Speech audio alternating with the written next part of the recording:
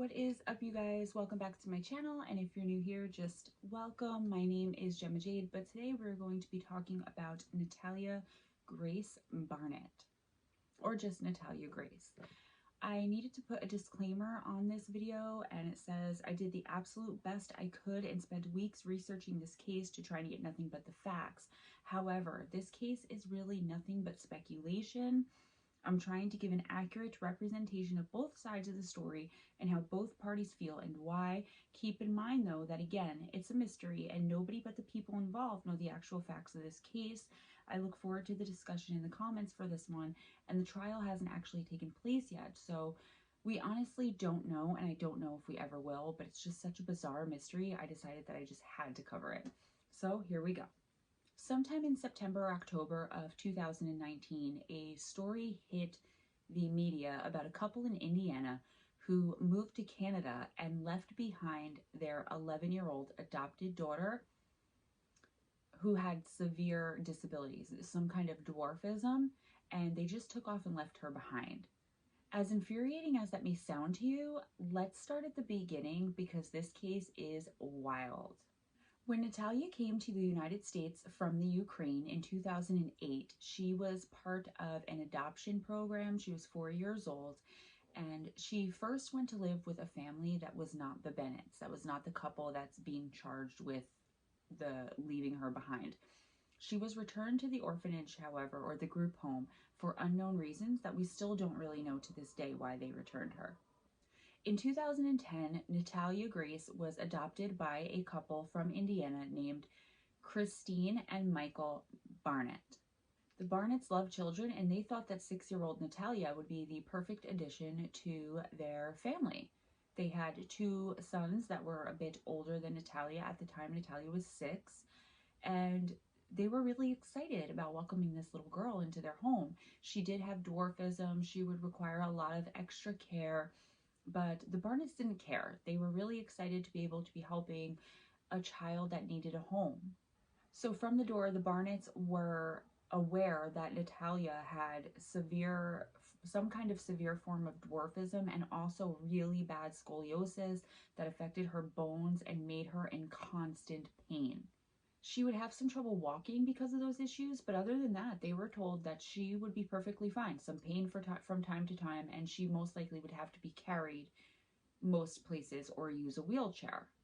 Now, I just want to mention before we go any further that Natalia most likely came from an orphanage in the Ukraine, which not the best place to be brought up for your first 4 years of life. And aside from the one couple that returned her because, quote, it just wasn't the right fit, end quote, we know absolutely nothing as fact about Natalia's past before she went into the home of the Barnetts. And by the way, I keep going to call them the Bennetts for some reason, so if I say Bennett, I'm really sorry, I mean the Barnetts.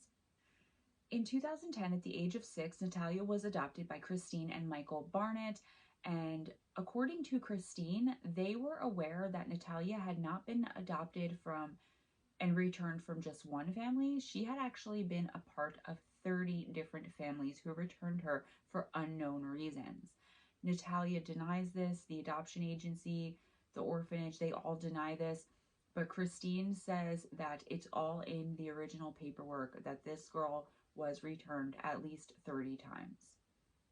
Officially, only one other couple was documented, that she only lived with the one other couple who returned her. However, Natalia herself says that she was in, quote, just a few, end quote, other foster homes before being adopted by the Barnetts. Michael Barnett said in an interview that the adoption agency, which was based in Florida at the time while he and his wife were in Indiana, actually reached out to him and told him, quote, we have the perfect little girl for you, end quote. And that's how they came to know Natalia. So I guess they were searching adoption agencies. None of this stuff is fact. None of this stuff is clear. But once we get to the meat of the story, you guys are going to understand why I wanted to cover it if you don't already know the case. So he says that he should have seen a red flag there, like what adoption agency called you. And now we're going to talk about what Michael and Christine claimed happened and how they came to adopt Natalia. Michael said that the adoption agency, when they called, refused to give them any information about the child. They refused to give any other information about any homes that she had previously been in, where she came from. He said they had basically, quote, just cold called us, end quote. He said, looking back on it, it's extremely suspicious, but they were so excited to be adopting. It's something that they had dreamed of for so long, it was finally coming true, that they really didn't think anything of it. He stated that the agency gave them 2 pictures of Natalia, paperwork from one doctor visit that she had in 2008 when she first came from the Ukraine, and a Ukrainian birth certificate. And that was all the information that they had. It was also very interesting what he had to say about the first time he met Natalia. He said that they were only given 24 hours to decide if they wanted to adopt her or not, and that they were told by the adoption agency that if they did not choose to adopt Natalia, the poor 6-year-old physically disabled little girl would be pushed back into foster care for who knows how long. So if that really happened, that is kind of a lot of pressure, right? To think about this poor little girl being put back in foster care or coming into your loving home. You don't, that's a lot of pressure on a family. So if it did happen that way, that is pretty effed up. I could kind of see how they would have lived to regret the decision later if it wasn't a right fit, because they didn't have any time to discuss it. And when they had maybe a little bit more of a clear head and that pressure cleared, they might have felt manipulated or kind of pushed into adopting her when it really wasn't their choice, if it happened that way. This is all alleged, folks. Mike went on to say that when they first met Natalia, quote, she came running into the room smiling from ear to ear, saying, "Mommy, Daddy," end quote. Now, she had just been given up for adoption by her previous family 5 minutes earlier, according to him, which that doesn't really make sense because they called him on the phone the day before when he went to go and see Natalia. But I think he was being like facetious, like she had just been given up 5 minutes earlier. It was very quick. She had just been given up for adoption very soon before she met the Barnetts, and already she was willing to bounce back and just completely attach to this family after she was with the other family for supposedly over a year. So they found that a little strange. He and Christine, his wife, have mentioned that they did in fact find that very strange, that she immediately ran into the room calling them mommy and daddy. Michael basically said the same thing when he said, quote, she had just been given up for adoption by her previous family 5 minutes earlier, and we should have recognized there's no 6-year-old on the planet that would be happy about this situation and immediately start referring to Christine and myself as mommy and daddy, end quote. He said they spent 5 minutes with Natalia, and within 5 minutes after that, they had signed the paperwork to adopt her and to make her Natalia Grace Barnett. She was a part of the family now. Now, from Natalia's point of view and what she has to say, she says that everything was great. She felt so loved and safe and comfortable in the Barnett home right from the very beginning. She felt like it was her real forever family. She was so happy to be with them. She said they gave her so much love. They showered her with attention. She really felt like a part of the family from the very first second she met them. Christine, the mother, however, has a completely different view of how the first night even went down.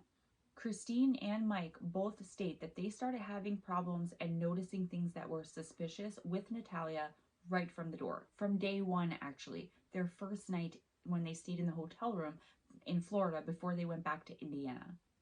Mike even stated about the issues, quote, before we even got home that very first night when Christine was giving our new daughter a bath, she shouted to me, "Michael!" And it wasn't just a shout. It was one of those tones of voice where you just knew something was very wrong, end quote. He says that after rushing into the bathroom to see what was going on, he looked over at his wife, who was, quote, white as a ghost and clearly shaken, end quote, only to have her say to him, quote, look, end quote. Michael claims that when he looked to see what his wife was so shaken up about, he looked down and saw that, quote, Natalia at age 6 had full pubic hair, end quote. And he actually did air quotes with his hands when he said this, because the whole thing here is the Barnetts think that Natalia was not a minor child at all. They think she was a grown woman scam artist, part of some kind of foreign or just Ukrainian scamsters that send over these women with dwarfism so that they can get all their surgeries for free, free room and board, and basically start their whole lives all over again. That's the whole point of this case. So picture this in your head. The wife is giving their new adopted daughter a bath, and she's supposedly 6 years old, but she has a full carpet laid down there. Is that a good way to put it? So the couple says this is the first time that they started, this is what planted the seed in their head to start thinking this about Natalia, that she was much older than she said she was. Although, me being me, I had to see if this was possible. Could a 6-year-old have it all going on down there? So I'm going to just look down again so that I can read what I wrote. Though extremely uncommon, it's actually not unheard of for young girls to have pubic hair at age 6. It's just super, super rare. There's something called precocious puberty, and the Mayo Clinic does in fact recognize this as a real thing, so it lended it a bit more credibility to me. I won't say who so as not to embarrass her, but I vaguely remember a female I was very close to going through puberty, even getting her period at age 9 or 10. And I know you're going to say, well, Gemma, 9 or 10 isn't 6. I'm just saying, while I would be shocked as well, it is actually a thing. So is it possible? Yes, it's possible. Is it likely? Highly unlikely. However, this could be explained away by precocious puberty, I suppose, but this was just the first of many signs, according to the Barnetts, that Natalia was in fact much older and probably a grown woman. Not long after the bathtub incident, Christine said that she and her 2 boys, Michael and Natalia, all went to the beach, so a family day at the beach. And Natalia, remember, she couldn't walk. She wanted someone to carry her into the ocean and was getting really impatient because Christine and Mike were really tired. They were carrying all this stuff. They were on vacation. They were relaxing. So they told her she had to wait a minute. And while the 2 older boys, so the Barnett's biological boys and Natalia's adopted brothers went running into the ocean, Natalia actually stood up and ran as fast as she could into the ocean herself. Christine said she was shocked. She was absolutely shocked because remember, Natalia couldn't walk. So to them, this was another sign that Natalia was in fact a scam artist. So this was sign number 2.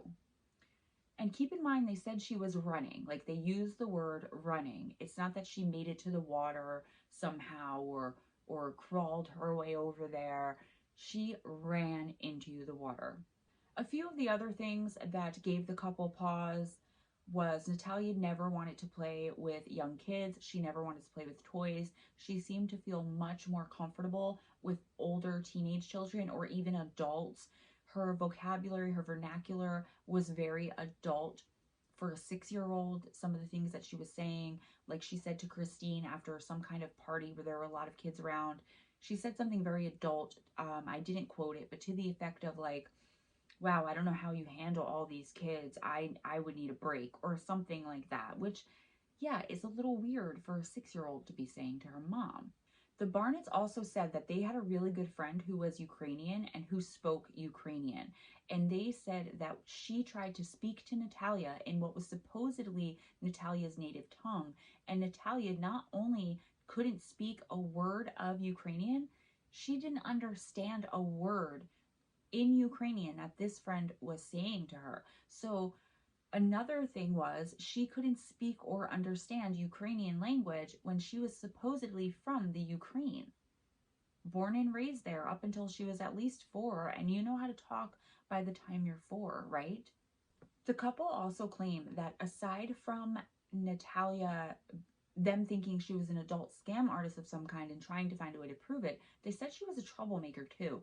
Michael said that Natalia would place clear thumbtacks with the tack side up on the steps so that when the couple or the other children were walking up and down the stairs, they would step on them and hurt themselves and possibly even fall down the stairs. I mean, that could be really dangerous. Of course, Natalia denies this. She said, this never happened. But the couple is adamant, Mike is adamant, that this did happen on multiple different occasions, on numerous occasions, and Natalia thought it was hilarious. Christine was convinced that Natalia was trying to kill them all. According to Christine, Natalia tried to push her into an electrical fence that was live, a live electrical fence. Natalia said what had happened was they were somewhere at a petting zoo or some kind of farm, I think, for a birthday party or something. And she said that she had fallen and that Christine had gone with her and they almost hit the fence. Now, keep in mind that the Dr. Phil episode, which we'll get to later, where Natalia tells her side, a little bit of her side, Dr. Phil interviewed 2 grown adults with the same kind of dwarfism that Natalia has, and they said it would be impossible for her to push a grown, average-sized woman at all, let alone push her hard enough for her to fly into an electrical fence. So take it for what it's worth. It's more he said, she said, or they said, she said. The couple also alleges that the girl was extremely aggressive, showing violent behavior, beating up other kids in her school. She would stand over their bed at night holding a knife. She would threaten to stab the entire family. She was going to murder them and roll their bodies up in carpets and then roll the carpets to the outside and somehow bury them in the backyard. She had all these elaborate schemes to kill the family while they were sleeping. And she was very brazen about telling this, especially to Christine. Christine alleges that one time Natalia poured pine sol in her coffee and Christine confronted her. Natalia says that she was simply doing her chores and she had moved Christine's coffee so that she didn't accidentally spray pine sol in it, but that Christine immediately accused her of trying to poison her. And Natalia said even when they looked in the coffee, you could see nothing was in it. It's really hard to know who's telling the truth here. Just picture this scene. You adopt this little girl. She's supposed to be 6 years old. You know nothing about her. You weren't given even time to think about it. You wanted to adopt so bad. You were so desperate to have this little girl that you adopt her without even thinking about it, without much information. And then you bring her home, and this is the Barnett side. She's threatening to kill you. She's purposely doing things that are going to hurt you or possibly injure, maim, or kill you. She's violent. She seems like she's some kind of scam artist. This had to be a tense situation. Whether what they thought about Natalia was true or not, you have to admit, this has got to be the most tense, like you can cut the tension with a knife kind of situation, and not in a good way. Aside from the Dr. Phil episode, though, Natalia has been a lot less vocal, so it's hard to really know her side of the story. And since the parents were arrested in 2019, the judge issued a gag order, so they also aren't really allowed to talk. This is all stuff that was said when the couple went to court, which I will get into. I'm almost there. Natalia obviously vehemently denies all of these claims. She says that everything was fine, perfect with the Barnett family up until she had her first surgery. Now, with the kind of scoliosis, the severe scoliosis, and the dwarfism that she had, she would need multiple surgeries for the rest of her life that, of course, the Barnetts were responsible to pay for. I don't know if they had insurance, whatever, but they were responsible for her. She was a minor child. They adopted her into the family. Natalia alleges that after the first surgery, when the Barnetts realized how expensive it was going to be to continue paying for these surgeries, that's when things changed. That's when they started treating her very badly, very poorly, and that's when they started accusing her to her face of being older than she said she was, being older than the age on her birth certificate. Natalia also claims that the only time she ever went into another family member's room in the middle of the night while they were sleeping was because, being a 6-year-old girl, she would have nightmares if it was storming out, or if she saw something or thought something scary. She would go into her parents' room while they were sleeping simply to find some comfort from them, as any normal 6-year-old would do.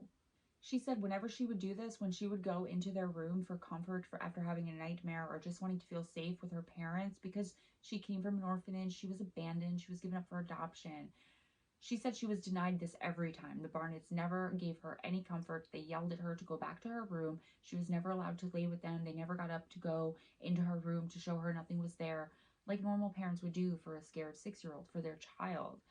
She said she was denied this. She was never allowed to sleep in their bed with them like the other younger kids were when they were scared. It just makes me want to feel so bad for Natalia, but I don't know which way to go on this. I keep thinking, like, why would the Barnetts make all this up? But then I think about the money thing, but I'll get into that at the end. Let's move forward.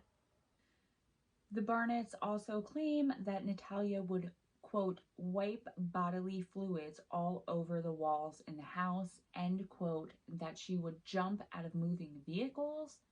Essentially, she would like tuck and roll randomly.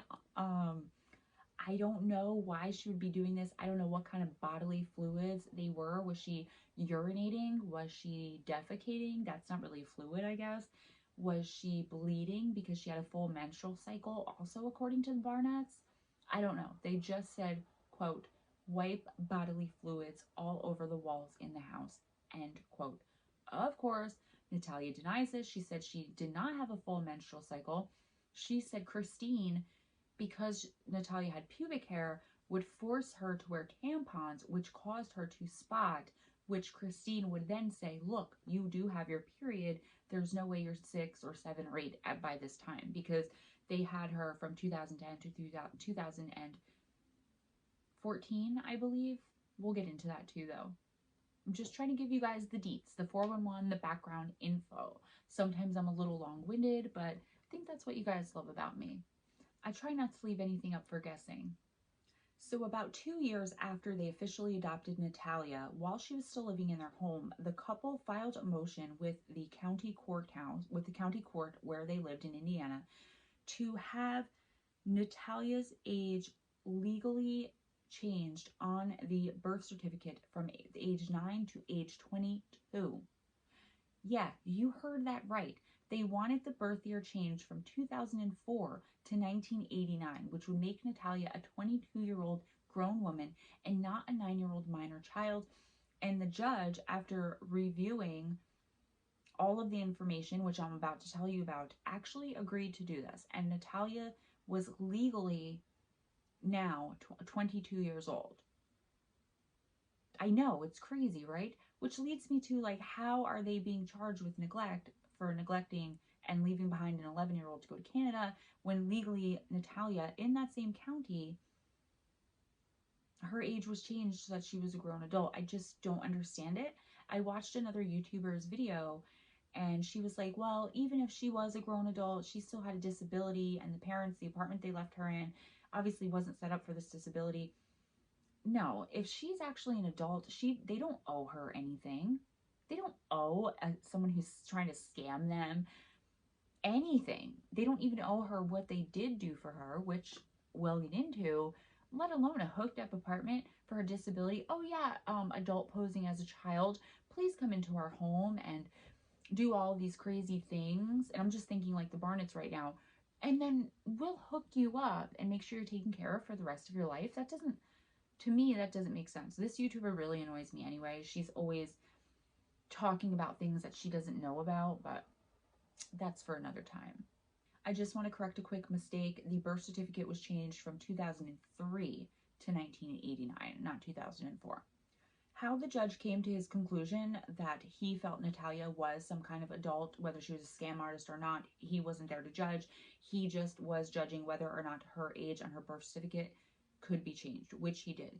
The reason he did this, and nobody's ever seen these papers, they're part of the court process, the prosecutors and the lawyers still have these papers, but I'm going to tell you allegedly what these papers said according to Christine and Mike Barnett. Mainly Christine is the one passing around this information. So the couple eventually decided to take Natalia to a psychiatrist, and this psychiatrist allegedly wrote in this report that was given to the judge that Natalia openly talked about wanting to kill the family. They said she was a psychopath and a sociopath. The psychiatrist claims that she even talked about how she was going to murder them, how she was going to dispose of the bodies, and it backed up Christine's statement about Natalia saying that she was going to stab them all and then roll them up in carpet and roll them out into the backyard and I guess bury them, it just said dispose of them, I guess bury them. I mean, she's tiny. Allegedly, this doctor also put in his report that Natalia was lying about her age. She blatantly admitted right along with the fact that she was planning on killing the family or had visions or delusions of killing the family. Christine swears that all of this stuff is in the report that was given to the judge that day, where the judge agreed to change Natalia's birth year, the year of her birth, and also the same papers were given to the lawyers for the judge to see for their case, to present their case in the neglect charges. Obviously, media, as I said before, were trying to get their hands on this paperwork. They tried contacting these doctors because there was more than one. I'm going to get to that in a second.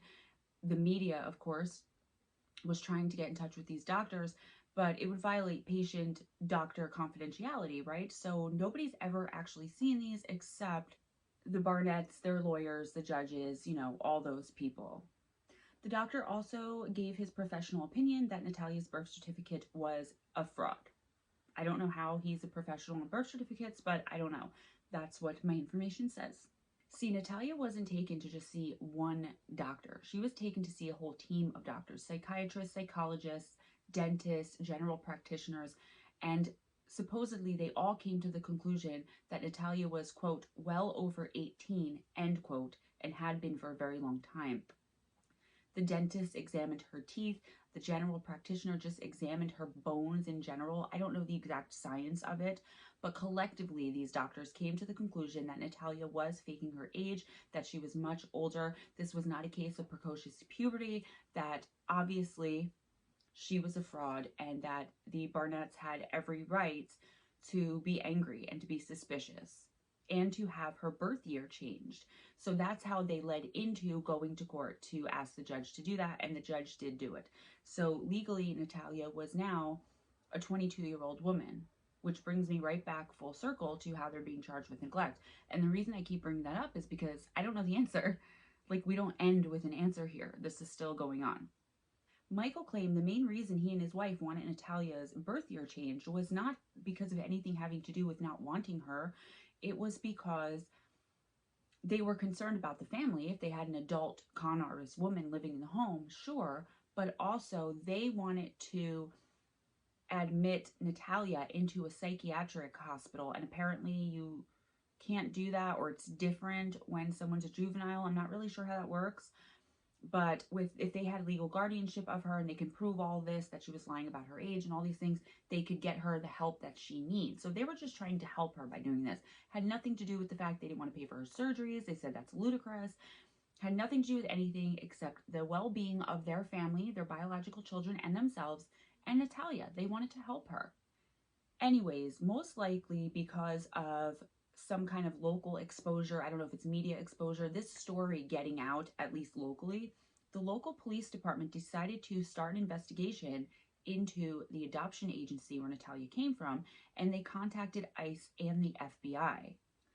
They were concerned with whether or not some kind of fraud, some kind of ID fraud, trying to get adults who were posing as minors into the country just to get them birth certificates and social security cards, some kind of age fraud. Were they pulling some kind of scam on this couple? And were the documents legal if they can prove that this is what was going on? So that's why they contacted ICE. That's why they contacted the FBI. So I just want to backtrack a little because I know this could get a little bit confusing. The Barnetts are basically saying that Natalia and the adoption agency were pulling a scam where to get Natalia and other Ukrainian women with disabilities, where you wouldn't really be able to tell, into the country to get them birth certificates, social security cards, to make them citizens, and get them to basically get a new start in life, to get all of their surgeries, all of their medical bills, everything they need paid for, and to have them basically get to live their lives again, get everything for free, and escape whatever was going on in the Ukraine, right? I mean, how awesome would that be? I know for me, because of the life I've lived, I would love, I think about this all the time, I would love a new name, a new social, and to just go and disappear somewhere and just be somebody else. But that's just me. But I mean, if you're coming from a country, I don't know anything about the Ukraine, but imagine getting this opportunity. I mean, I don't know. Like, I keep saying, I really don't know. And I keep going off on tangents because it frustrates me, because usually I'm like one way or the other. I lean a little bit more towards she's a scam artist than I do that the Barnetts are making all of this up because they don't want to pay for surgeries, because I know that in the United States, you can get things like this covered, especially for minor children. So I don't know what they would have to gain from this. I guess instead of fostering her, they legally adopted her, which means they couldn't give her back. But I mean, certain people rehome their children, I guess, and a lot of people think that it's okay. Am I right, Micah? Now let's move forward a little bit to 2013 when one of the Barnett's biological children, their son, was getting major local media coverage and some national for being somewhat of a genius. He gave a TED talk. He was accepted to some kind of school in Waterloo, Ontario for geniuses. Yes, I know it's probably not called the School for Geniuses. I just don't know what the school entails. I didn't really understand it. It was some kind of math genius. Like he's analyzing Einstein's equations, do you know what I mean, at the age of 12. So he gets accepted into this college for gifted kids. And he was so young that obviously his parents still had to be with him because they couldn't just send their minor child off to go and live by himself and attend this school. A little bit of irony there, I guess, if you see it that way, depending which way you lean. And here's where the problem comes in and where everything kind of starts with the law. The family decided to move to Ontario, the whole family, to be with their son while he attended this school, except they left Natalia behind. They paid for her apartment. They got her into cosmetology school. They got her on food stamps. They got her disability. So they took care of a lot of things for her and they went on their way. Allegedly, they kept in constant contact with Natalia, with Christine speaking to her at least once a day. Natalia says suddenly Christine just stopped talking to her, and Christine said suddenly Natalia was unavailable. I do want to mention that while I don't know why or where from, Natalia was getting evicted from apartments left and right. And if the Barnetts were paying for it, which is actually documented that they were, what was she getting evicted for? All I could find on that was that she got into some kind of trouble. One other YouTuber that covered this case did say it was because she was throwing loud parties, but I couldn't find that backed up anywhere, so take that with a grain of salt because I'm not sure that that's true. I don't know where that YouTuber got it from, and she's no longer a YouTuber, so I don't know. So the Barnetts said that they told Natalia the same thing they told their other children that had gone off to college or had moved away from home.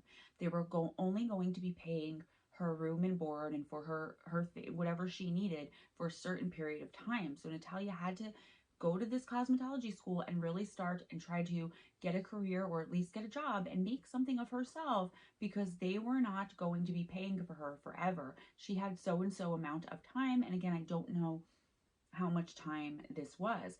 Now, a lot of people who are skeptical of Natalia and who believe the Barnetts say, this is the reason Natalia, after years of living on her own, went to the police finally and made a police report about it. It wasn't because she was struggling or because she really felt abandoned. It was because her free ride was ending from the Barnetts. Admittedly, the Barnetts maybe should have gave her a little more time considering her disability, but she didn't seem to not be able to do anything really. I mean, according to the Barnetts and Natalia, they did take care of pretty much everything for her. So I don't know. It's so sketchy, guys, like the back and forth.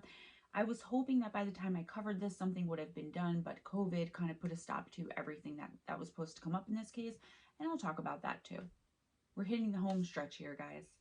Thank you so much for sticking with me throughout this crazy case. Christine briefly mentions that when Natalia supposedly stopped talking to her randomly, remember, Natalia said Christine had cut her off, but Christine says that Natalia she couldn't get in touch with her. She tried to write letters, tried everything. Christine said she finally, after a few months, received a letter informing her that Natalia had changed the beneficiary of her life insurance policy that the Barnetts had got for her from Michael Barnett, her adopted father, to some random woman that Christine had never heard of. And Christine said this made her very fearful because now she was wondering if the reason she hadn't heard from Natalia was that Natalia was off pulling her scam on another unsuspecting victim or couple or person. Christine says, though, that her hands were tied, that she couldn't do anything. Natalia was a legal adult. She couldn't force Natalia to talk to her.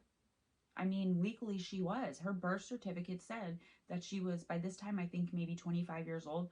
She was over 21 years old. She was over 18, which here in America is the age of a legal adult. So Christine said, what could she really do? I mean, I don't know. In my opinion, if that was my child that I cared about, I don't care how old you are, like, you're talking to mom every day. That's just it. Like, you have to.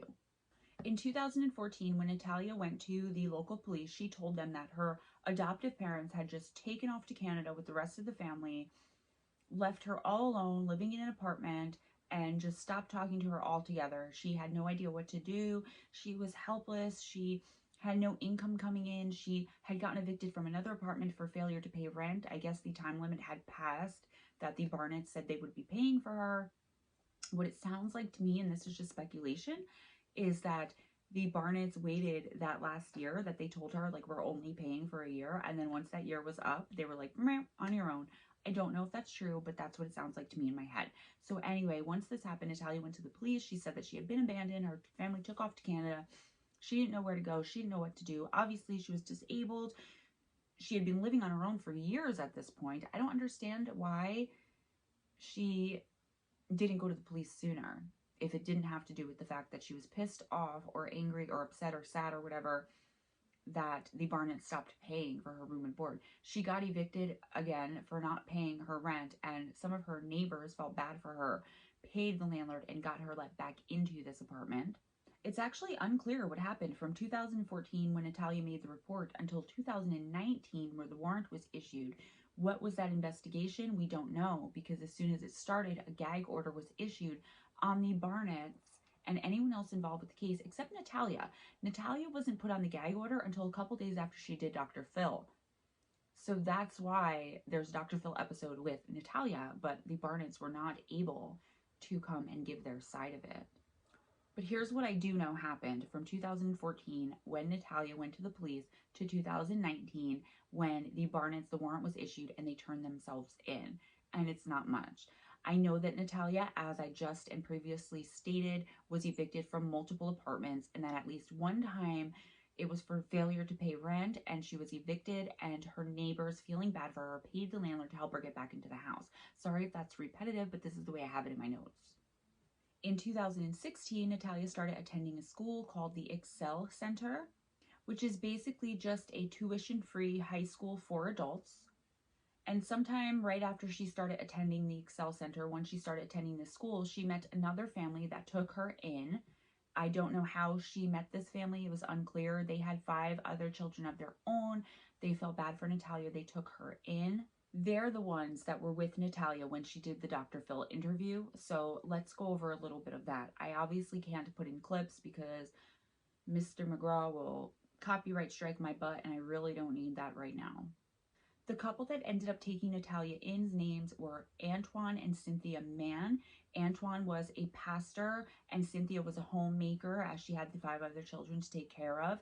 They could not legally adopt Natalia as she was legally a grown woman, but they did make her a part of their family. They took her in. They believe that she's a minor child, and they took care of her as her parents. The other children were her siblings, and she'd been staying with them ever since. They love her. They're a great family for her, and they do well together. On the Dr. Phil show, Cynthia Mann explained that Natalia, who was then 16 years old, never even got her first period, let alone had she been having it since she was 6 years old, as Christine explained. And this is where Natalia had mentioned that Christine would make her wear tampons and would start spotting and then say, oh, look, you do get your period at 6. You're an adult.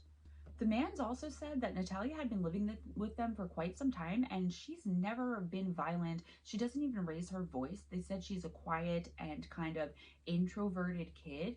She's super friendly. Everyone loves her. So she said she doesn't believe this.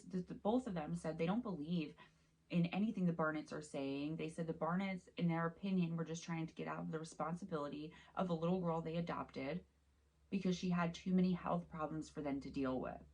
Dr. Phil even managed to contact Natalia's birth mother back in the Ukraine, and the birth mother did say that Natalia was born, the year she was born, I have 2003 and 2004 here, but I think it was 2004. Either way, she said Natalia was 6 years old when the Barnetts got custody of her, when the Barnetts adopted her. However, if this was all an elaborate scam or scheme to get a grown woman into the United States and get her free citizenship and medical care, a brand new life, as I mentioned earlier, they could have anybody say that they're Natalia's mother. The woman's supposed to be coming in a future episode onto the Dr. Phil show, so I'd love to see some kind of DNA test there to prove that that's really Natalia's mother. I'd to see how old she is.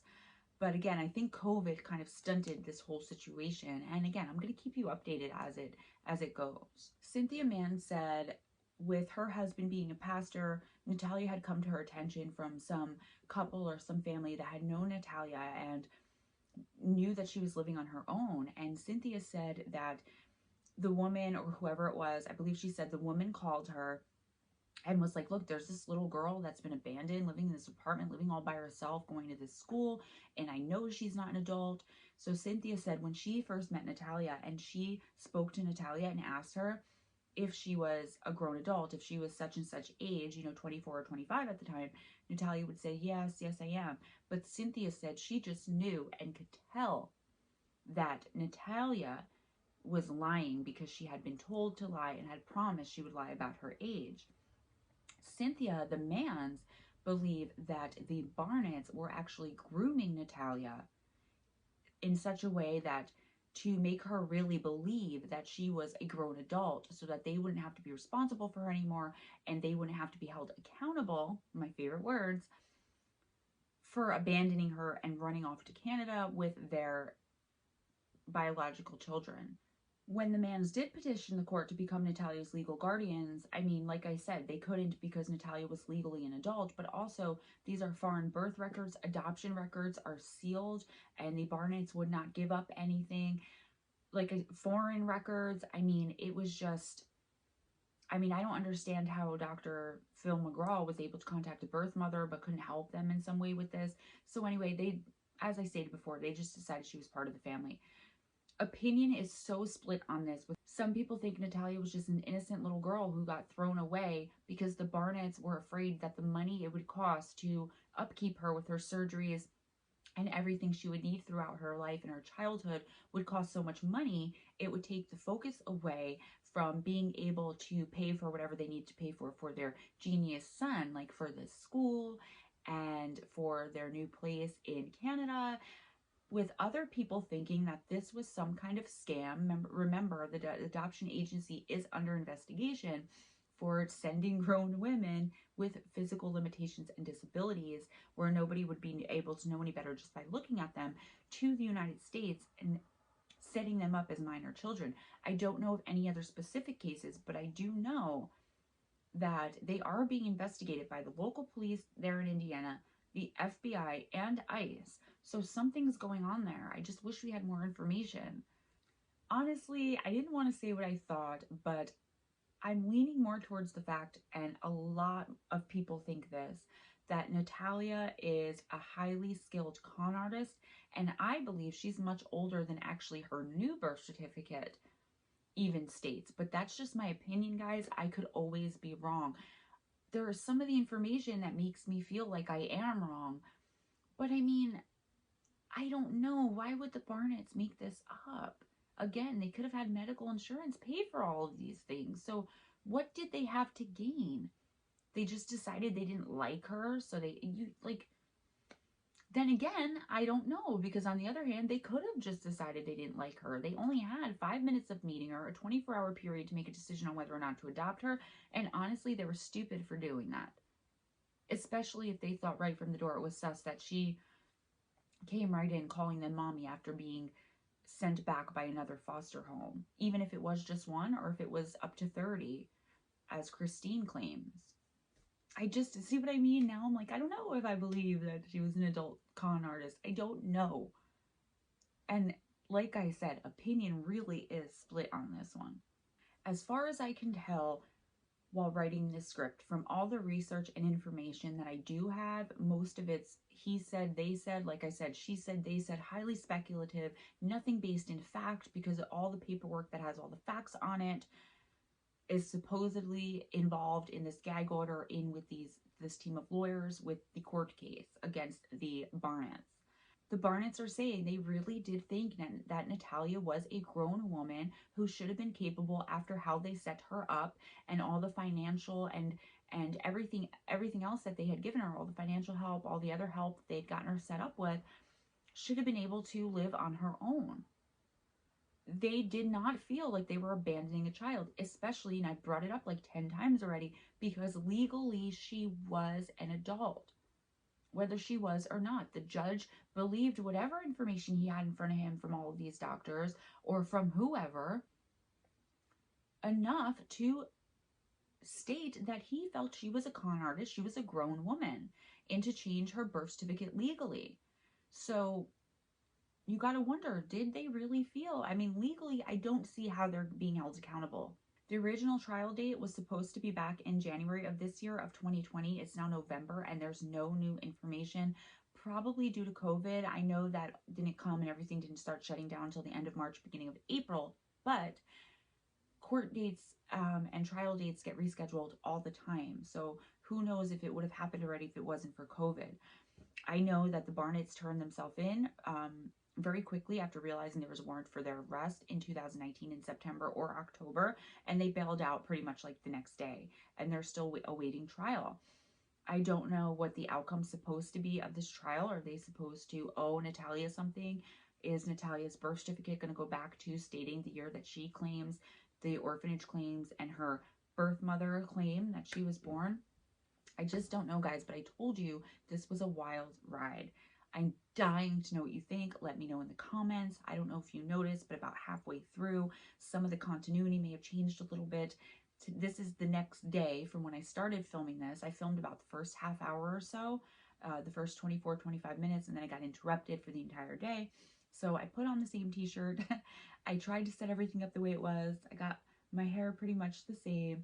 So I hope that that didn't bother anyone. I did the best I could. I even put this red lipstick on again, which is like super hard to get off. But anyway, be sure to like this video. Be sure to share it if you should feel so inclined. Be sure to subscribe if you haven't already. And at 5 o'clock p.m., that's Eastern United States time. I don't know what time it is for you, but find out. On the Missing Persons and Mysteries channel, Steve Stockton and I are going to be live. You guys better come and see me. I better see some of my friends and some of my subscribers in that room as well. And I'm pretty sure we're going to lead y'all right over to the premiere of our podcast. That's not 100% yet, but it is 100% that we are going live on Missing Persons and Mysteries on Friday, 2020, the day after Thanksgiving. I don't even know the exact date. I think it's the 27th. So please be there, 5 p.m. Eastern United States time. Check your time zone. Also, don't forget, my PayPal Mann link is in the description box. If anyone should feel they want to or are able to financially support the channel by donating, it'll go right back into the channel. I'm doing this full time. I'm not getting paid. I go through the same spiel every time. If you can do it, please, any little thing helps. Just click the PayPal Mann link in the description box. Go directly to my PayPal and help me out. If you can. I love you all, regardless of if you financially support the channel or not, because so many of you emotionally support me and just support the channel by defending it and backing me up. You guys are the absolute best. Have your best day. Be kind to each other. It doesn't cost anything. It can gain you so much. And this case made me think, like, we have to have all the facts, all the information before we can start making judgments on people, on cases, on anything. So I will see you guys probably before Friday to drop my old-timey crime of the week video. It's one of the Jack the Ripper suspects this week. But if not, you'll get that video on the weekend. But I will definitely see you, I better see you, Friday when I go live on Missing Persons and Mysteries with Steve Stockton. So, all right, guys, have your best day, have your best night, and you know I love you. Bye-bye.